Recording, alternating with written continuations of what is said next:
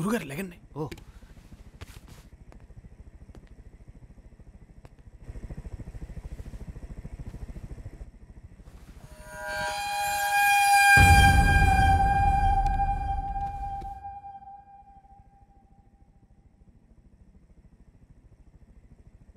Kanneganti Gopalarao. Present sir. Order order. మీ case మీరే వాదించుకుంటారా? ఏ లాయర్ తీసుకోపోతే ఏం చేస్తాం సార్, అందుకే నా కేసు నేనే వాదించుకుంటున్నాను. మిలార్డ్, ఇది baseless case, just for publicity. There is no cause of action that can be proved in court.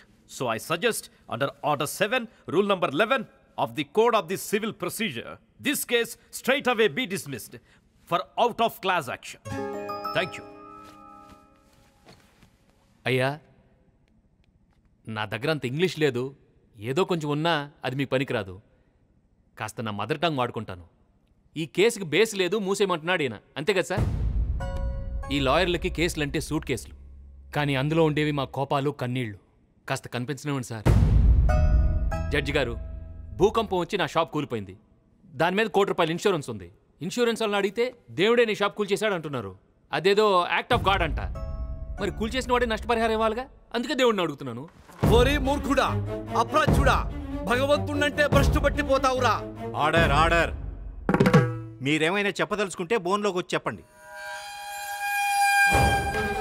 ఏతస్య పాతకం క్షంతవ్యం, ఏతస్య పాతకం క్షంతవ్యం, ఏతస్య పాతకం క్షంతవ్యం. భగవాన్, ఈ అహంకారాన్ని క్షమించు. రాత్రి నీ కలలోకి వచ్చి నీ కాళ్ళు పట్టుకుంటాను. వీడి అజ్ఞానాన్ని క్షమించు, వీడి అజ్ఞానాన్ని క్షమించు. రేయ్, దేవుడు నీ షాప్ ఎందుకు ధ్వంసం చేస్తాడ్రా? నేను అదే అంటున్నానండి. దేవుడికి చాలా ఇంపార్టెంట్ పనులు ఉంటాయి కదా, అవన్నీ మానేసి నా షాప్ మీద ఎందుకు పడతాడు? ఈ కంపెనీ వాళ్ళతో మాట్లాడి నా డబ్బులు ఇప్పించేయండి సార్. Objection your honour. వాళ్ళైనా కానీ మీకెందుకు ఇవ్వాలండి డబ్బులు?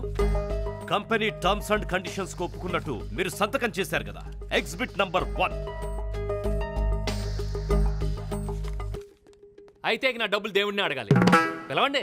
రాముడినో, కృష్ణుడినో, శివుడినో ఓం భూం బడం భం బడం బడం భూం అనేదో మంత్రాలు చదివి పిలుస్తారు కదా, రమ్మనండి. రేయ్, మోక్షానికి ప్రాప్తం ఉంటేనే దేవుడు దర్శనమిస్తాడ్రా. నీలాంటి భ్రష్టుడి కోసం దేవుడు దిగిరాడు. అసలు ఉంటే కదా రావటానికి. అయినా మీ దుకాణాల్లో రోజు కొన్ని 100 కోట్ల turnover జరుగుతుందిగా.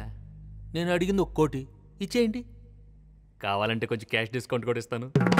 I object your honour. భగవంతుడి సేవను కూడా ఈయన బిజినెస్ అంటున్నాడు. సేవ? ఇందులో సేవ ఎక్కడుంది సార్? బయట చెప్పులు వదిలే దగ్గర నుంచి లోపల చంపలేసుకునేదాకా అంతా బిజినెసే కదా సార్. టెంకాయ ఫార్ సేల్, పూలు ఫార్ సేల్, పళ్ళు ఫార్ సేల్, అర్చనకింత, అభిషేకానికింత, అష్టోత్తరానికింత. ఇదంతా ఏంటి బిజినెస్ కదా సార్? ఫ్రీగా చూసేది ధర్మదర్శనం అయితే, పైగా రిసెషన్ వచ్చి అందరూ బిజినెస్ లో లాస్ అయితే, వీళ్ళ బిజినెస్ మాత్రం డబుల్ అవుతుంది సార్. కుయ్యో ముర్రు అంటూ కష్టాలు తీర్చమని కానుకలతో పరిగెడతారు సార్ వీళ్ళ దగ్గరికి. ఎప్పుడూ లాభాల్లో ఉండే వ్యాపారం సార్.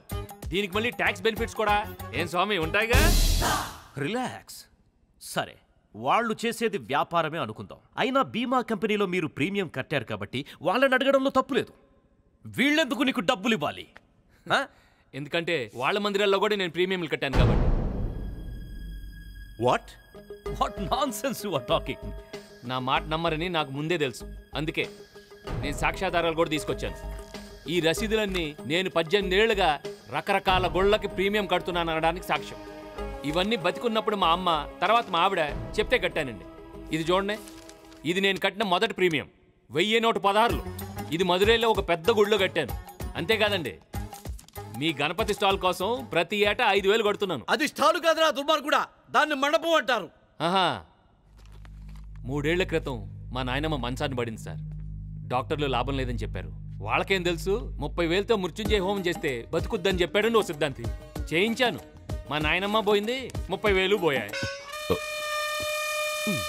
చూడండి, దర్గాలకి ఇచ్చిన చద్దర్లు, చర్చిలకి ఇచ్చిన కొవ్వొత్తులు, బాబాలకి ఇచ్చిన అగరత్తులు, అమ్మవారికి ఇచ్చిన వస్త్రాలు అన్ని కలిపి మొత్తం 10 లక్షల పైన దుకాణాల్లో కట్టుంటాను సార్. ఒరే బుర్ర తక్కువ విధవా, ఏమిట్రా దుకాణం దుకాణం అంటున్నావు?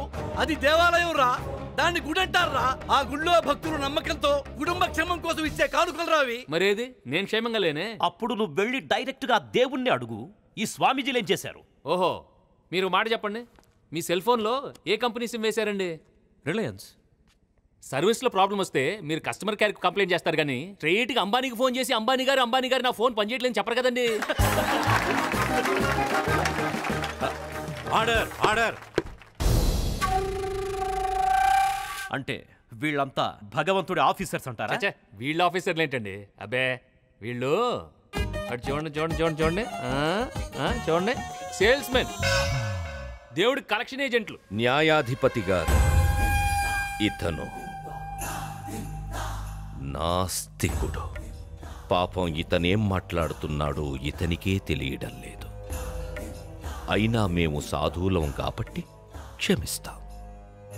కానీ ఈ పాపం ఒడిగట్టినందుకు ఆ దైవం క్షమించదు. నువ్వు భగవంతుడి మీద అసత్య ప్రచారాలు చేస్తే ఇంట్లో నుంచి ఒక్కడికి కూడా బయట పెట్టలేవు. అమ్మా నా తల్లి, నా గురించి నువ్వు బాధపడుతున్నావా లేదా జడ్జి గారి ముందే నాకు వార్నింగ్ ఇస్తున్నావా? మేమంతా నీ క్షేమం కోరుతున్నాం. అయితే వెంటనే డబ్బులు ఇచ్చి మ్యాటర్ క్లోజ్ చేయండి. This is enough my lord. అవి కేవలం డొనేషన్స్ కు సంబంధించిన రిసిప్ట్స్. భగవంతుడికి నా క్లయింట్ కి మధ్య ఎలాంటి అగ్రిమెంటు లేదు. గోపాలరావు గారు తలా తోకా లేకుండా మాట్లాడుతున్నారు. ఇంత చిన్న విషయానికి భగవంతుడి పైన కేసు వేయడం ఏంటో నాకైతే అర్థం కావట్లేదు. చిన్న విషయమా సార్? ఇది చిన్న విషయం కాదు సార్. కూలిపోయిన నా షాప్, నాకు అన్నం పెట్టే అమ్మ ఇప్పుడు అది లేదు సార్.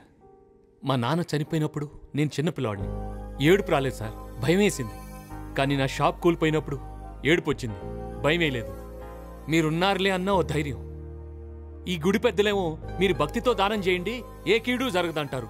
ఈ బీమా కంపెనీ వాళ్ళేమో టైంకి ప్రీమియం కట్టండి, ఏమైనా జరిగితే మేము ఉన్నామంటారు. నేను దానం చేశాను, ప్రీమియం కూడా కట్టాను. కానీ ఈరోజు ఆ ఇద్దరు చేతులు ఎత్తేస్తారు సార్. ఇప్పుడు నా కుటుంబం నడి రోడ్డు మీద నిలబడి ఉంది సార్. నా కొడుకు భవిష్యత్తు నాకు కనపడడం లేదు సార్. ఎట్టెళ్లాలో తెలియట్లేదు. అందుకే నా సమస్యని కోర్టు ముందు ఉంచడానికి నాకు అవకాశం ఇప్పించండి యువర్ ఆనర్.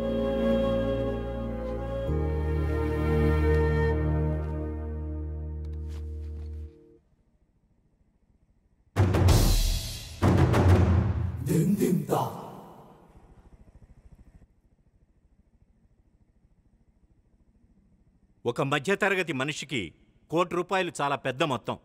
పైగా ఇది అతని జీవనోపాధికి సంబంధించినది. అందుకే ఈ కేసును కోర్టు యాక్సెప్ట్ చేస్తోంది.